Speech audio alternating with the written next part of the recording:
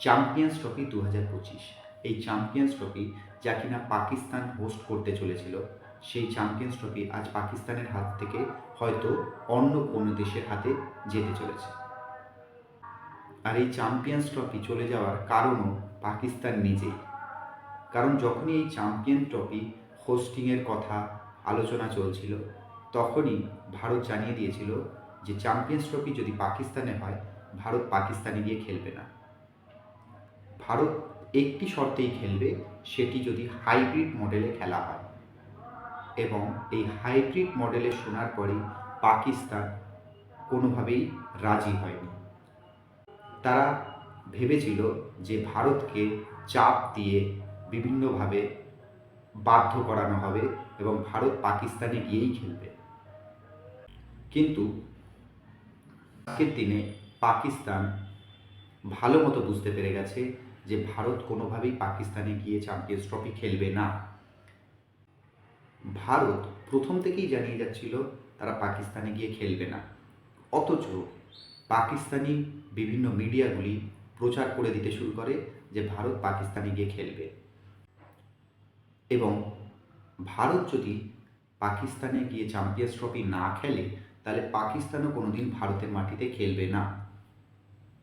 কিন্তু আজকের দিনে দেখা যাচ্ছে পাকিস্তান পুরো জিনিসটা মেনে নিয়েছে এই হাইব্রিড মডেলে। কিন্তু এখন সেই হাইব্রিড মডেলেও খেলা হবে কিনা সন্দেহ আছে। সম্ভবত পাকিস্তানের হাত থেকে এই ম্যাচগুলি চলে যাচ্ছে অন্য কোনো দেশের হাতে। এই বলে নিজের পায়ে নিজে কুড়ুল মারা। একসময় পাকিস্তান বিশ্ব ক্রিকেটকে প্রায় ডমিনেট করত এবং বেশিরভাগ ক্ষেত্রেই ভারত পাকিস্তানের কাছে ম্যাচ হেরে যেত। কিন্তু পাকিস্তান ভুলে গেছে সেই জামানা এখন আর নেই। এখন ভারত ডমিনেট করে বিশ্ব ক্রিকেটকে। হ্যাঁ, হতে পারে, খেলায় হার জিত থাকেই, প্রতি ম্যাচে তো জেতা সম্ভব নয়। কিন্তু আইসিসির মোট রেভিনিউর সিংহভাগ ভারত থেকে আসে এবং আইসিসি কখনোই বিসিসিআইকে চটাবে না। এবং পাকিস্তানের এটা জানা উচিত, পাকিস্তান যে লভ্যাংশ পায় সেটিও ভারতের তরফ থেকে ঘুরপথে আইসিসির মাধ্যমে পাকিস্তানের কাছে গিয়ে পৌঁছায়। এবং এই কথাটি জনসমক্ষে পাকিস্তানেরই প্রাক্তন ক্রিকেটার বিশেষজ্ঞ রামিজ রাজা স্বীকার করেছে। পাকিস্তানে গিয়ে খেলার বিষয়ে ভারতের স্ট্যান্ড প্রথম থেকেই না ছিল। ভারত সরকারের তরফ থেকে জানানো হয়েছে সন্ত্রাসবাদ আর ক্রিকেট একসাথে চলতে পারে না। কিন্তু আজমাল কাসাব মুম্বাইয়ে এসে নির্দ্বিধায় যে সমস্ত নিরীহ মানুষগুলোর প্রাণ নিচ্ছিল, সেই সময় যদি এই সমস্ত রাজনৈতিক নেতাদের পরিবারের কেউ থাকতো, তাহলে হয়তো এই ফিলিংগুলো তাদের আসতো না। কিংবা সেনাবাহিনীদের মাথা কেটে যখন ফেলে দিয়ে গেছিল, সেই সমস্ত ঘটনায় যদি নিজের বাড়ির ছেলেটা থাকতো, তাহলে হয়তো তাদের চিন্তাধারাটা একটু চেঞ্জ হতো।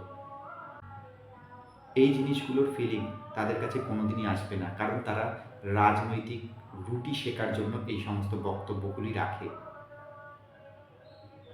তারা তাদের ভোট ব্যাংকের জন্য এই সমস্ত বক্তব্যগুলো রাখে। কিন্তু বর্তমান ভারত সরকার পাকিস্তানের সাথে সমস্ত রকমের দ্বিপাক্ষিক সিরিজ বন্ধ করে দিয়েছে। শুধুমাত্র আইসিসি টুর্নামেন্টগুলি খেলে এবং সেগুলিও একদম নিউট্রাল ভেন্যুতে। এই চ্যাম্পিয়ন্স ট্রফিতে পাকিস্তান তাদের বাজেটের সিংহভাগ ইনভেস্ট করেছিল এবং তারা ভেবেছিল তাদের এই ভেঙে পড়া অর্থনীতিকে এই চ্যাম্পিয়ন্স ট্রফির মাধ্যমে কিছুটা চাঙ্গা করবে। কিন্তু সেটি আর হলো কই, কারণ সেটির সম্ভাবনা পাকিস্তান নিজেই নষ্ট করে ফেলেছে। কারণ প্রথম থেকেই তাদের রাজনীতিটাকে যদি ভালো রাখতো, তাহলে দুটি প্রতিবেশী দেশের সাথে সম্পর্ক হতো এবং আমদানি রপ্তানি করে দুটি দেশই আজ ভালো জায়গায় যেত।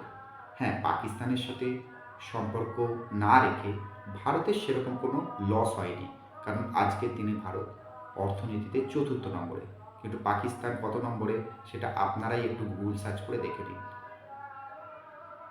পাকিস্তানের মুদ্রাস্ফীতি যেই জায়গায় পৌঁছেছে, সেখানে মানুষ হয়তো না খেয়ে মরে যাবে। এই মুহূর্তে পাকিস্তানের কাছে আরও একটি দুঃসংবাদ হয়ে গেল, এই চ্যাম্পিয়ন্স ট্রফি হাতছাড়া হয়ে যাওয়া। আগামী দিনে আমরা জানতে পারব চ্যাম্পিয়ন্স ট্রফির নির্ধারিত ভেন্যু এবং তার তালিকা। এই মুহূর্তে এই আপডেটই আপনাদের দিয়ে রাখলাম। দেখা হচ্ছে পরবর্তী ভিডিওতে। নমস্কার।